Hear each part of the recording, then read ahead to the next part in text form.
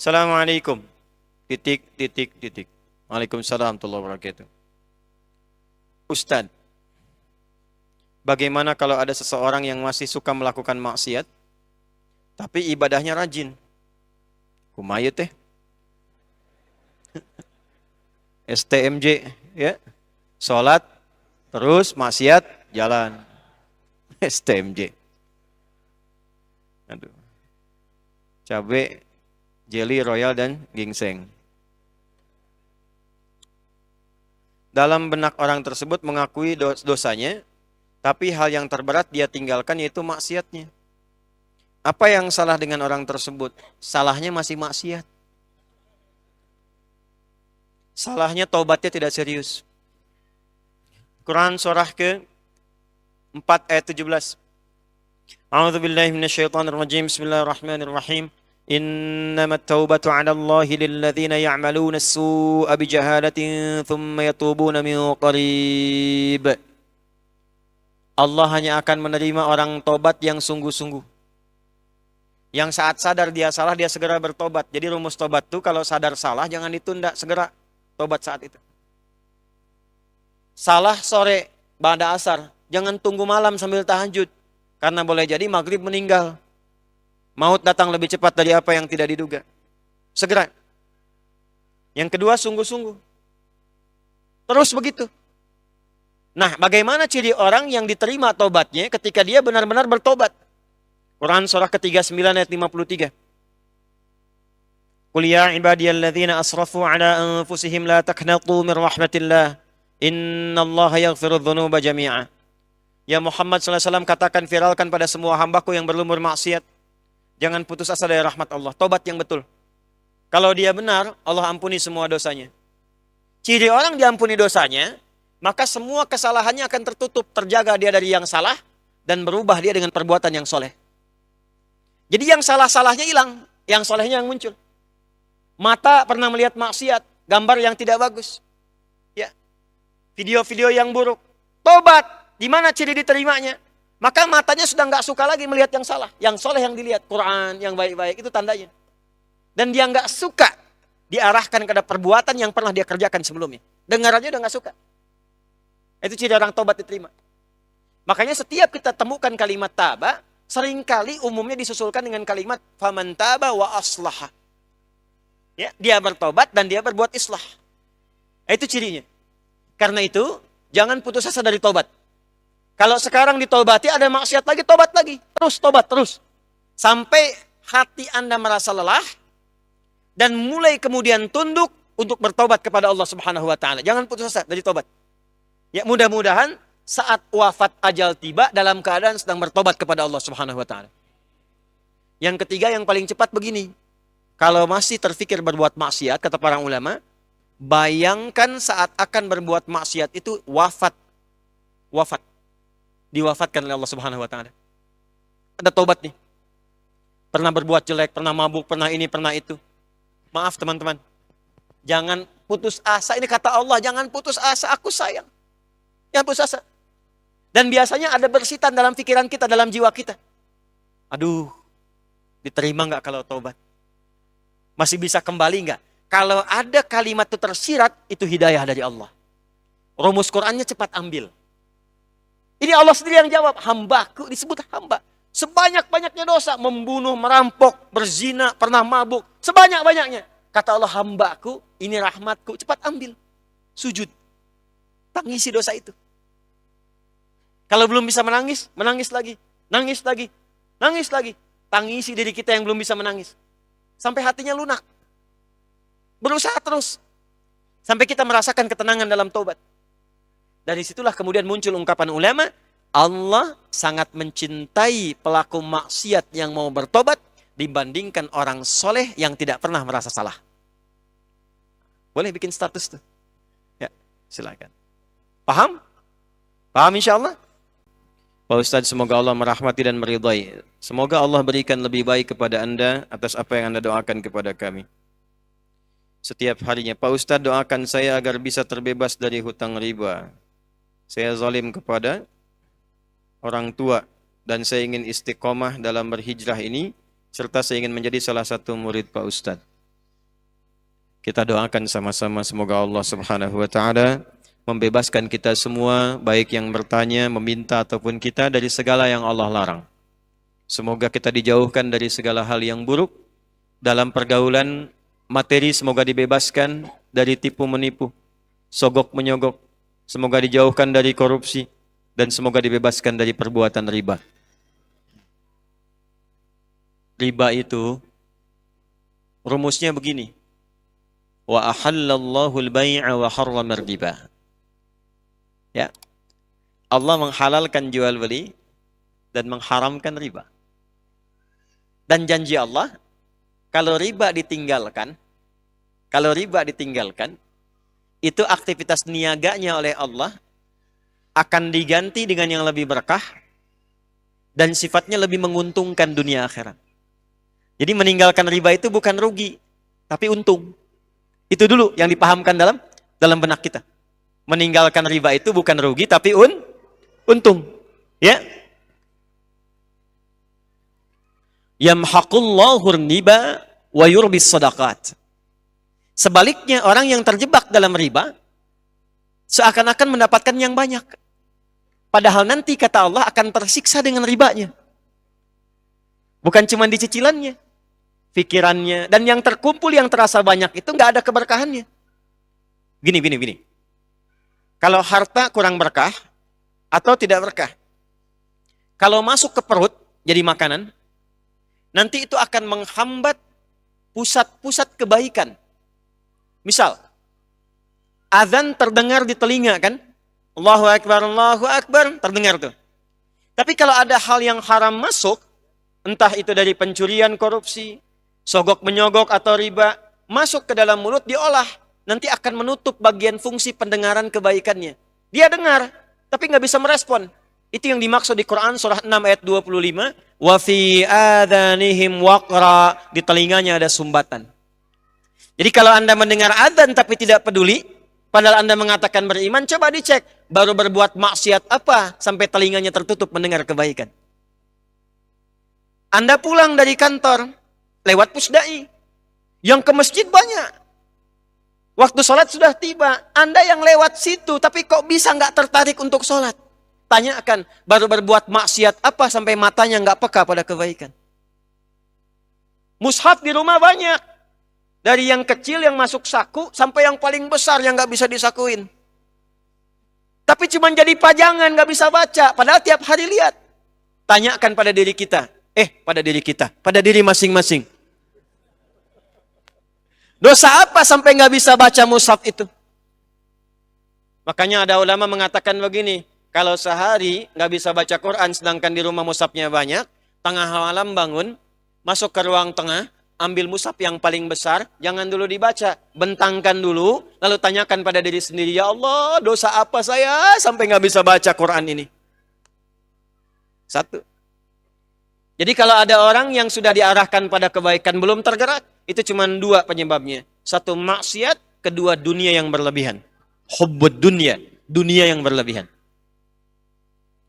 Yang kedua, kalau sudah masuk ke perut harta yang tidak halal itu, maka nanti akan menghijab kolbu, sehingga apa yang dimohonkan kepada Allah berupa kebaikan, terkadang tidak langsung sampai ke dalam kolbunya.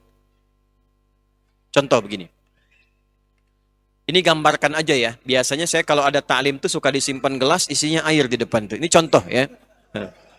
Contoh aja, contoh. Apa saya gambar aja gitu ya?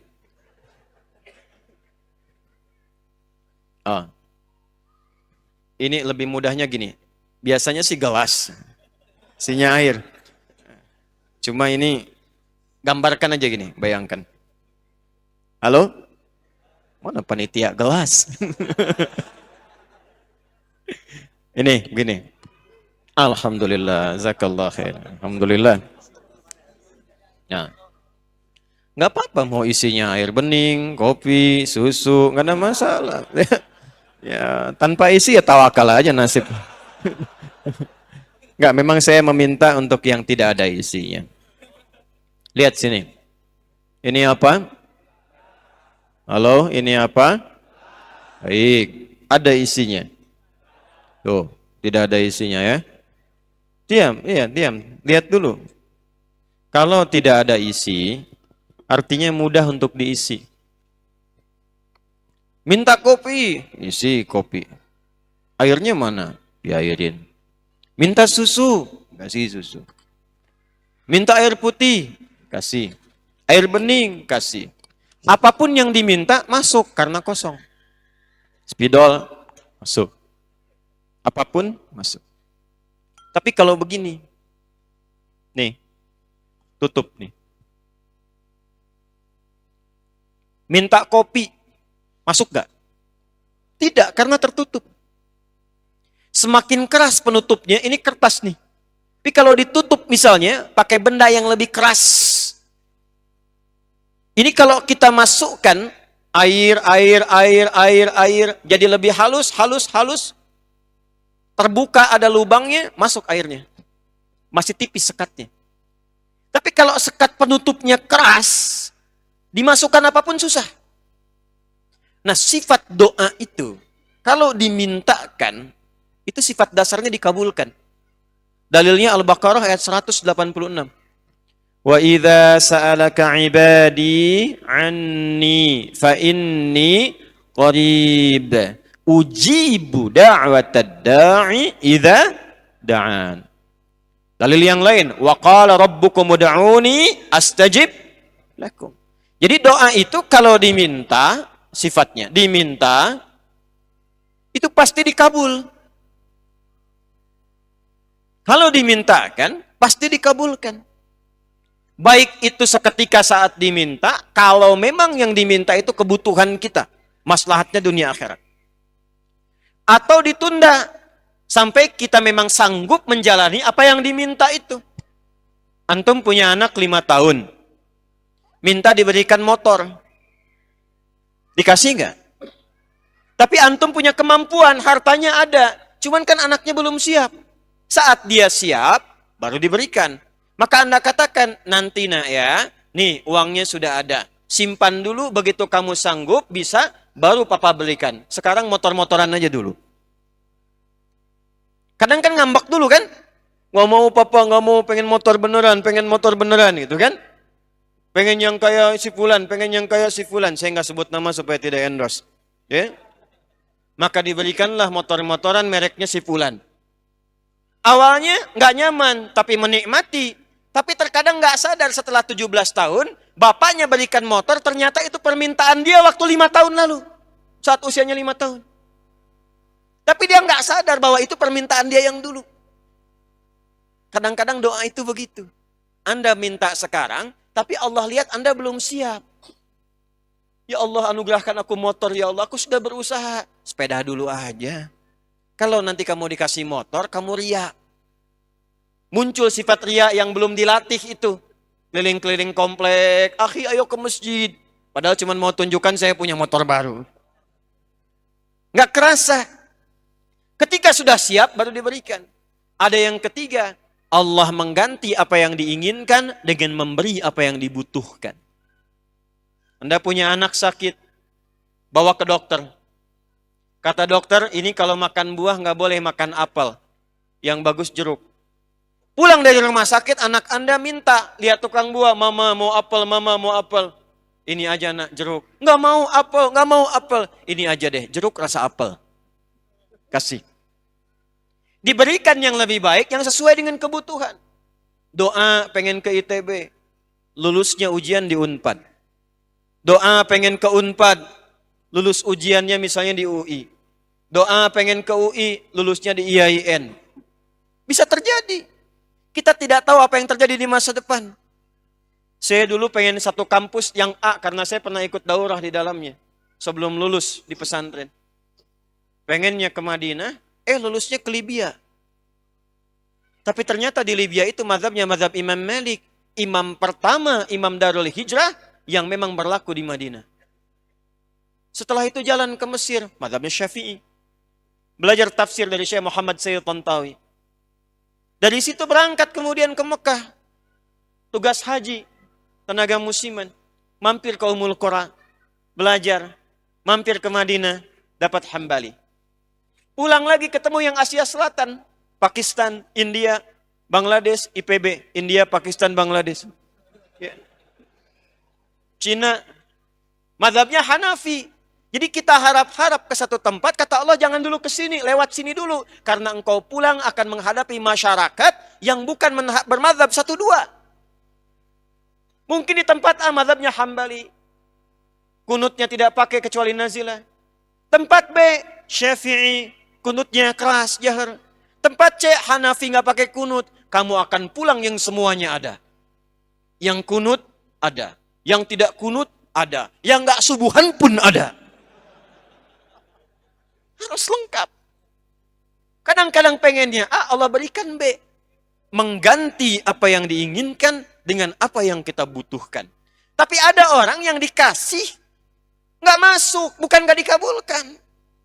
Jadi Allah sudah kabulkan kasih, tapi mental. Mental. Kenapa? Karena cawan hatinya tertutup begini. Ini yang dimaksud hadis Nabi. Thumma dzakara ar-rajula yutilu as-safara ash'atha aghbara yamuddu yadayhi ila as-sama' fayaqulu ya Rabb. Faqala Rasulullah sallallahu alaihi wasallam anna yustajabu lidzalika mat'amu haram, mashrabu haram, malbasu haram, wa ghudhiya biharam. Ada seorang menempuh perjalanan panjang, safar. Orang yang safar doanya mustajab. Orang yang safar doanya apa? Tapi syaratnya safar untuk kebaikan. Lebih bagus lagi untuk ibadah. Umrah. Bu. Ya. Saya di Sumatera, Bu, yo. Ini ya. Ibu kalau mau umrah, jangan banyak bikin status, banyak berdoa. Antum yang ikhwan juga sama. Sedang menunggu keberangkatan. Mohon doa dari semua ya. Aminkan.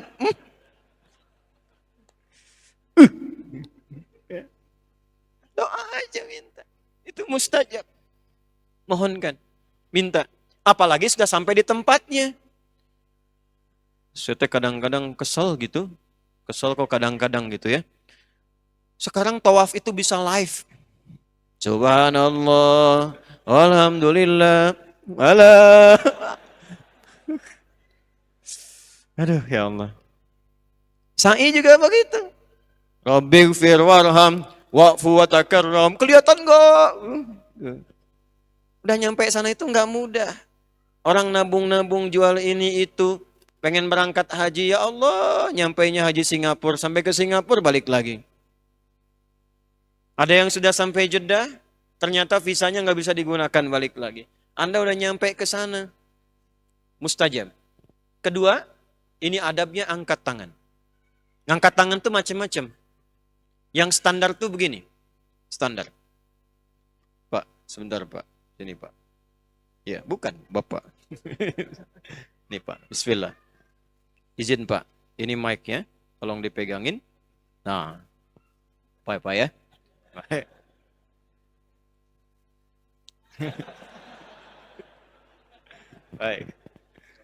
Baik ya. Lihat sini. Pertama, ini tangan telapak 2. Simpan yang standar. Nah. Depan dada begini. Ini ya. Ini yang pertama. Ini standar. Kalau saya biasanya begini. Ini tidak harus. Tapi untuk memudahkan semua nyaman, ini kanan kiri kan ada garis tuh. Ya. Ini nggak ada kaitan dengan garis nasib, garis masa depan, nggak ada. Garis DNA-nya ada di sini. Ya. Satukan nih. Satukan. Kalau udah nyambung gini pasti kanan kiri sama semua. Tuh. Sama semua, nggak akan ada yang beda. Tekan di sini. Ini satu. Nanti semakin tinggi persoalan semakin mengangkat. Makanya istisqa itu begini ke atas. Makin angkat. Orang yang mengangkat tangan begini dalam berdoa, itu hadisnya, innallaha hayyun karimun. Allah itu sangat merasakan dan malu kalau ada hamba mengangkat tangannya tidak mengabulkan doanya. Cepat dikabulkan. Kasih. Ini. Yang ketiga dia mengatakan, Ya Rabb, Ya Rabb. Sudah masuk Isya? 1 menit lagi. Ya Rabb, Ya Rabb. Rumus ketiga, awali dengan Al-Asma'ul Husna. Apa? Al-Asma'ul Husna. 1, safar, kalau sedang safar. Atau kalau bukan safar menuntut ilmu kayak sekarang. Mungkin cuma 5 langkah. Cuma 10 meter dari Pusdai. Tapi 10 meter ini berharga. Mungkin apa yang Anda mohonkan selama ini terkabul di jarak itu. Dalilnya sahih di Ibnu Majah. Dari Abu Darda radhiyallahu ta'ala anhu. Man salaka tariqan yaltamisu fihi ilma sahalallahu lahu tariqan ilal jannah wa innal malaikata la tadau ajnihataha ridwan li talibil ilmi. Setiap ada yang berangkat, malaikat itu meridai dan mengaminkan doanya.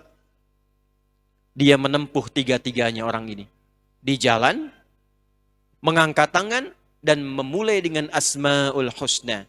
Tapi komen dari Nabi, kalau sudah Nabi komen, like, share, and subscribe. Apa komennya Nabi? Kata Nabi, nanti kita lanjutkan setelah menunaikan sholat Isya berjamaah. Karena sudah masuk Isya sekarang ya. Nanti kita lanjutkan kembali. Subhanakallahumma bihamdika asyhadu an la ilaha illa anta astaghfiruka wa atubu ilaik. Assalamualaikum warahmatullahi wabarakatuh. Alhamdulillah wassalatu wassalamu ala Rasulillah wa ala alihi wa sahbihi wa man walah wa ba'du. Hadirin sekalian, kita telah menunaikan sholat Isya berjamaah WIB waktu Indonesia bagian Bandung. Semoga semua sholat dan doa kita diterima oleh Allah Subhanahu wa ta'ala. Kita lanjutkan. Orang-orang yang membebaskan diri dari dosa berusaha memperbaiki hidup. Baik di amaliyah, jasmaniyah. Perbuatan yang dilahirkan dari produk jasmani. Mulut berbicara, tangan bergerak, kaki melangkah. Yang kadang disadari atau tidak, pernah salah. Mulut seharusnya berkata baik, tapi lisannya berkata yang tidak baik. Kaki melangkah kepada yang baik, tapi melangkah kepada yang tidak baik. Itu jasmania. Ada maliyah, harta. Baik memperolehnya, dari mana diperoleh, kemana digunakannya. Ada yang memperolehnya baik, tapi digunakan pada tempat yang tidak baik. Betul, bekerja halal tidak ada masalah. Tapi diberikan produk-produk yang dilarang oleh agama. Ada yang kedua, mendapatkannya tidak baik, dikeluarkannya pun tidak baik juga. Korupsi, judi, digunakannya untuk maksiat. Double kesalahannya. Ada yang unik, didapatkan dari yang tidak baik, tapi pengen digunakan pada yang baik. Dan biasanya nggak banyak dikeluarinnya. Hasil korupsi pengen nyumbang masjid gitu. Ya, hasil dari yang haram pengen dipakai kegiatan sosial gitu. Hal-hal yang demikian nanti akan berpengaruh tadi disampaikan kalau masuk ke dalam tubuh seseorang. Maka seperti tadi dikisahkan menjelang Isya, Nabi mengomentari tentang seorang yang menempuh perjalanan panjang dalam kebaikan.